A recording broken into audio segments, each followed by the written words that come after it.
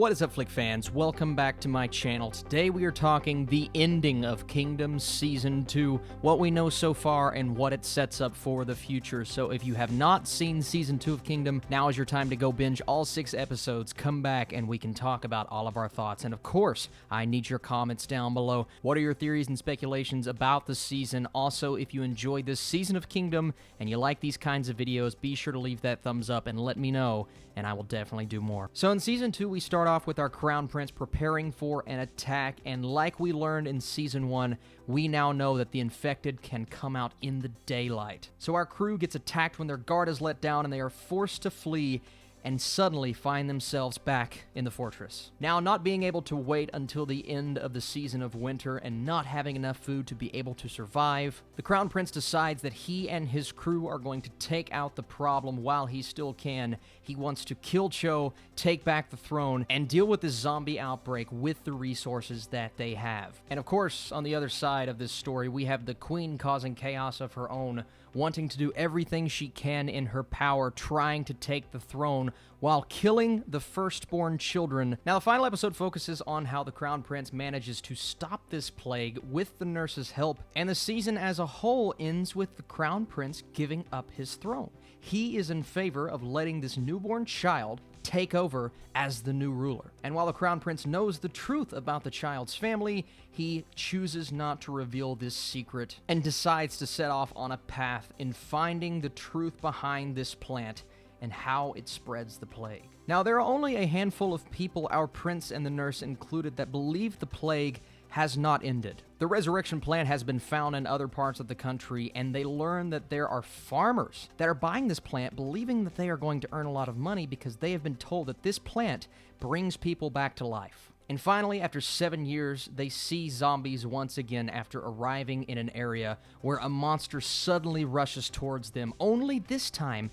it seems like these monsters are being controlled by a brand new character. And it seems like this is the individual that these two have been searching after for all of these years. But we'll get back to that in just a second. Now, since this is 7 years later, we have the prince, who is now 7 years old, but the worm is just now on its way to the brain of the child, who is now the king. So it seems like this disease is about to spread again after 7 years of basically nothing and life moving as normal. Coming back to our heroes, we see crates filled with zombies and a new character that seems to have some sort of power over them. And now the big question is, what is her plan, and are these characters going to team up with each other, or are their beliefs going to clash, and will they be on opposite sides of this battle? Now, coming back to the scene on the ice earlier in the episode when we see our heroes all get bit, we as an audience believe that it's over, and then all of a sudden they are in the water.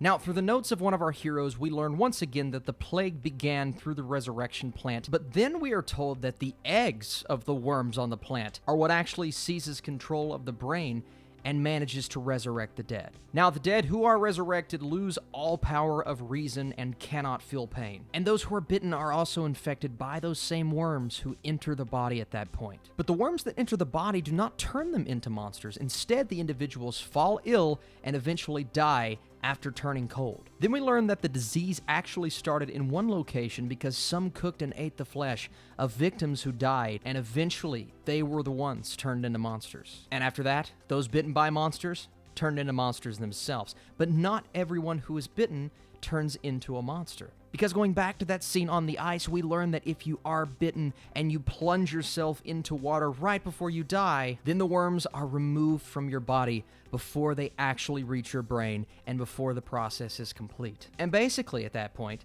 you're cured of that disease. But how do we explain this newborn child being bitten multiple times, still not turning into a creature, thus being able to take over the throne? Well, according to these notes, it's because their brains are not fully developed. And therefore, once the worms reach the brain, they are unable to do any damage.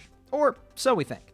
But we also learn that she is not 100% sure on certain things, how we know that the cold made them thrive, yet heat made things spread a bit more rapidly. And the fact that these notes are being read 7 years later and certain things have still yet to be figured out, it tells us that, of course, the plague is going to be spread again. Oh yeah, that and the fact that the worm is slowly moving towards the brain of the king. So why did the Crown Prince not accept the fact that he is now king? Why did he not ascend to the throne? Well, his character now feels that it is his duty to find out why this happened in the first place and allow someone else to take that role. But I honestly believe after seeing what is developing towards the end of this season, this is just a detour to the path of him becoming ruler at the end, once this is solved forever. Because making him king at the end of Season 2, when we know from this tease that there is another season around the corner, could have possibly written themselves into a spot that would be hard to come out of, or at least be hard to tell a compelling story compared to what they could have in store for us. In one scene, he also tells the queen that he does not desire the throne, but he does not want it to be her because she neglects her duties and responsibility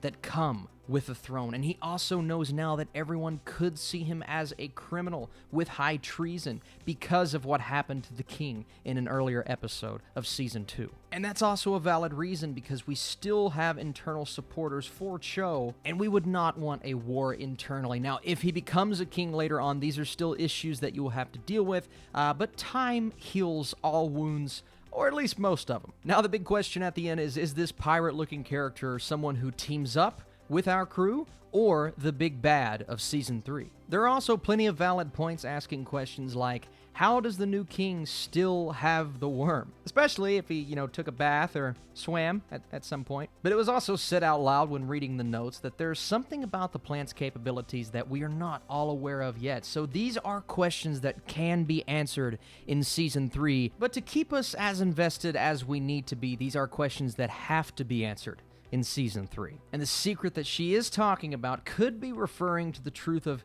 who actually manipulated the import of the plant. Who was the guy or the person responsible for bringing this back to us in the first place? It could also be a group of people, because there is a very good theory going around that the king was actually poisoned, that this worm was not dormant in his body for 7 years. And to me, the king being reinfected makes far more sense than a worm lying dormant for 7 years. Regardless, how did you all feel about Season 2 of Kingdom? Did you enjoy the social commentary? Did you enjoy the answering of multiple questions that we had in Season 1? But are the new questions posed, questions that are going to be answered in Season 3? Are there elements that threw you off a bit in terms of being realistic? Let me know all of those things down below. Would love some discussion on the ending of this season of Kingdom. And please hit that thumbs up button. Subscribe to this channel for more Netflix streaming-centric ending explained videos and reviews, as well as plenty of movie and TV loving content. You guys are the best. Thank you for watching. I'll see you soon.